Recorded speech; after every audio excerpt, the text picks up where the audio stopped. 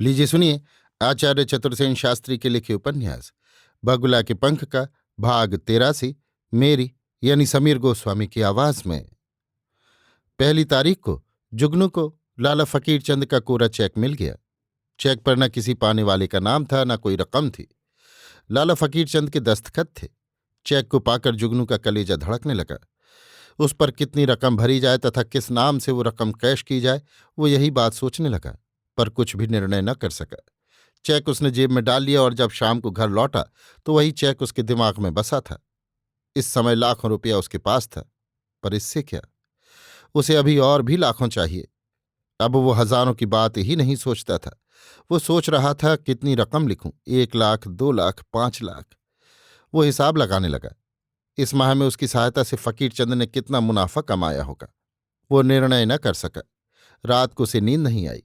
अकस्मात एक अनोखा विचार बिजली की भांति उसके मस्तिष्क में कौंध गया। वो तेजी से बिस्तर से उठ खड़ा हुआ। चेक निकालकर उसने टेबल पर अपने सामने रख लिया। एक नया विचार उसके दिमाग में तूफान पैदा कर रहा था। उसने घड़ी पर नजर डाली। 2 बज रहे थे। दुनिया सो रही थी। आसमान असंख्य तारों से भरा था। वो बड़ी देर तक एक तेज टिमटिमाते तारे को ताकता रहा। अंततः उसने एक निर्णय कर लिया। कलम उठाकर उसने चेक पर पाने वाले के स्थान पर लिखा जगन प्रसाद और रकम की जगह पर लिख दिया शारदा। देर तक वो दोनों नामों को देखता रहा, जैसे वे अक्षर बातें कर रहे हों। चिरकाल से मन में संजोई शारदा की अछूते कौमार्य के माधुर्य से ओतप्रोत मूर्ति जैसे उस अर्धरात्रि में सजीव होकर उसके सामने आ खड़ी हुई है। उसके रक्त की प्रत्येक बूंद आनंद से नाचने लगी और शरीर कांपने लगा।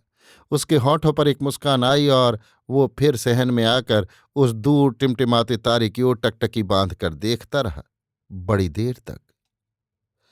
अभी आप सुन रहे थे आचार्य चतुर्सेन शास्त्री के लिखे उपन्यास बगुला के पंख का भाग 83 मेरी यानी समीर गोस्वामी की आवाज में।